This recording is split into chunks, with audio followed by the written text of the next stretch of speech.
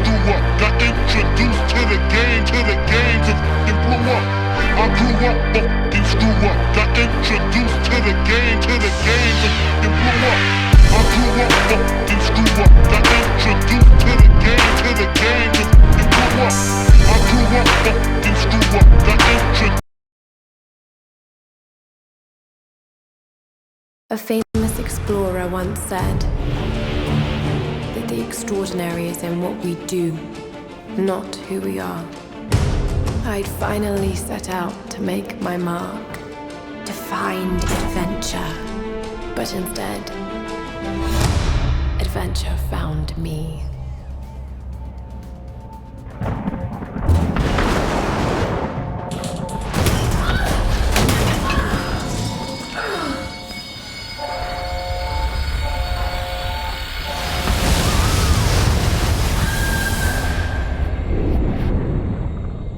In our darkest moments, when life flashes before us, we find something that keeps us going.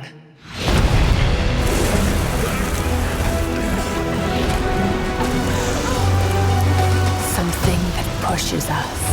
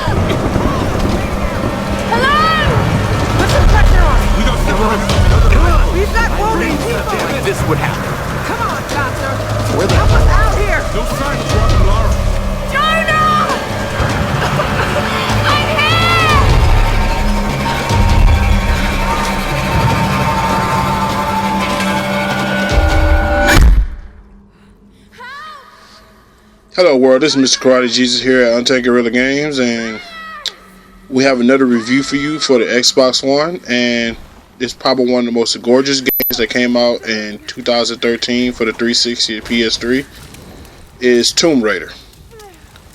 Unless you've been living under a rock, you likely played or at least heard of the new Tomb Raider reboot that was released to the consoles back in March 2013. A franchise that was at great risk of drowning into mediocrity and fading away was given one more chance to come up for air and start fresh with a whole new look. The team at Square Enix and Crystal Dynamics managed to not only breathe new life into Lara Croft, but also give the franchise legs to carry on even further in the next generation.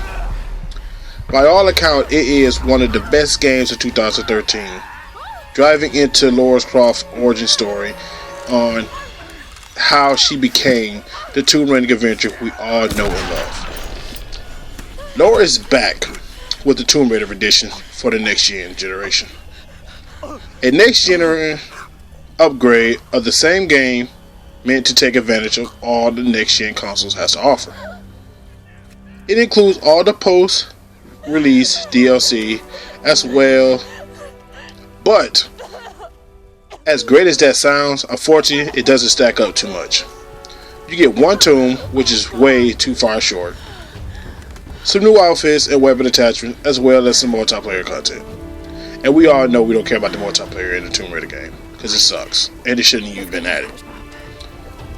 But as well, you also get some neat Kinect functionality, but anything you can do with the Kinect is much easier to do with the classic controller. They are all great additions, no doubt, but nothing is too good to get excited over. At the very least, there's no denying that Laura looks better than ever, but does she look good enough to justify a full 60 price tag Not bad. if you already own the original game? Where does a young lady like you learn to do a thing like that? When I picked up Late shift at the Nine Bells. Tomb Raider last year, Nothing on a broken I have to admit, I was amazed and I was floored. You got it.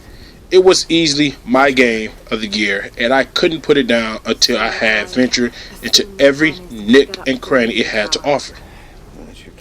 It was jaw-dropping gorgeous, and the reimagine of Laura was an absolutely joy to take in. From a shipwrecked girl not knowing what to do next, and you see Laura develop a little too quick, in my opinion, into a badass, battle-hardened killer. Afraid you're going to say At the end of it all, it was easy to see that the foundation was laid to continue this franchise on for a great deal longer into the next year. In the definitive edition, all the things I expect from the first round have been elevated to beyond stunning in glorious 1080p. That's right, 1080p on both sides. So you people out there talking about the 360, the Xbox One is running at 720, you're stupid. Both of them is 1080p and 30 frames per second. The detail given to Laura herself is impressive, no doubt. You see blood and sweat roll down her skin as dying sunlight reflects off of every bead. And the funny thing is that when I played this for the 360, I swear to you, I thought it was one of the best looking games ever in the 360's history. But with this definitive edition for the Xbox One has proven me wrong. The definitive edition is all about extra attention to detail. The vaunted Tres FX that the PC gamers marveled over the first time around is just as good on the consoles now as it was on the high-end PCs before. Each strain of Laura's hair reacting to in-game phases all on its own gives a much more natural feeling to the game. Not only that, you notice that things such as Laura bow and quiver on her back when she's climbing reacts different.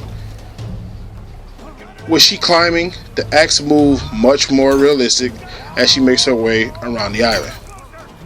Laura axe will sway with the gravity as she jumps from handhold to handhold with the arrows in her quiver, while jousting left to right as she runs.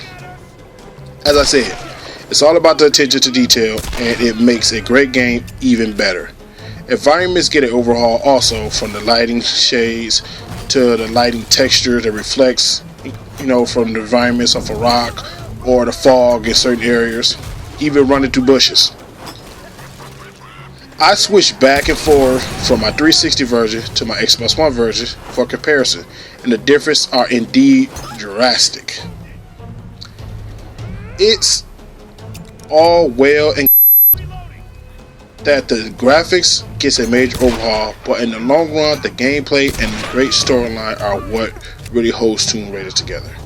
The definitive edition or not, the story is the same and it's more than stacked up. Laura Origin is a gripping one, and it's crafted in such a way that you have a hard time putting the controller down. If you're like me, you have a weird nerd crush for Lara Croft.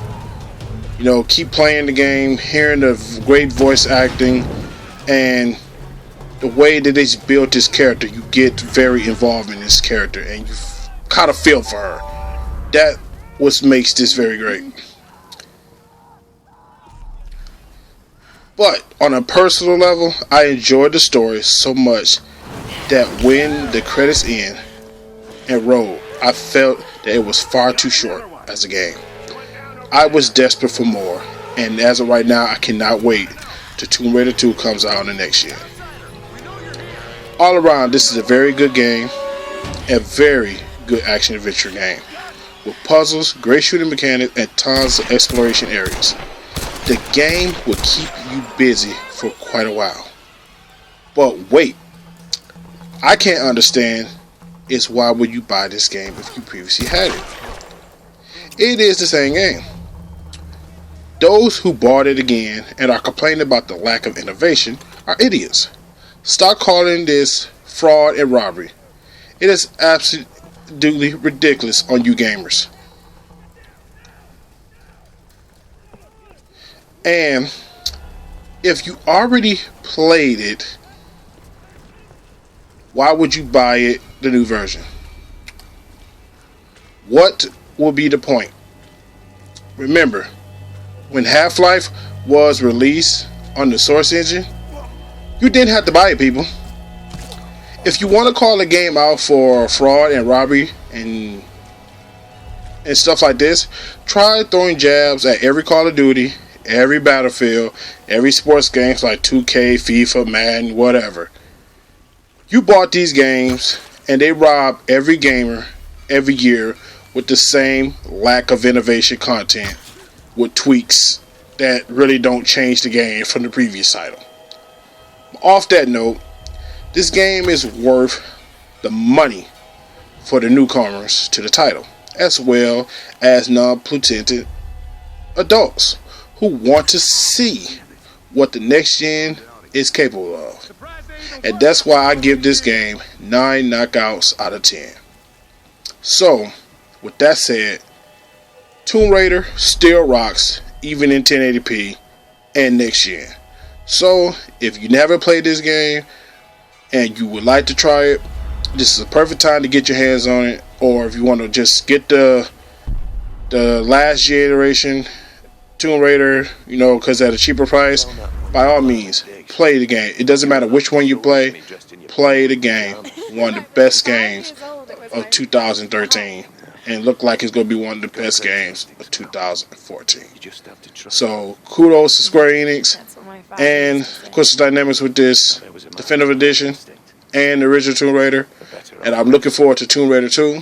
And if you want to see more reviews and any other videos, please subscribe to my channel and keep it gaming, everyone.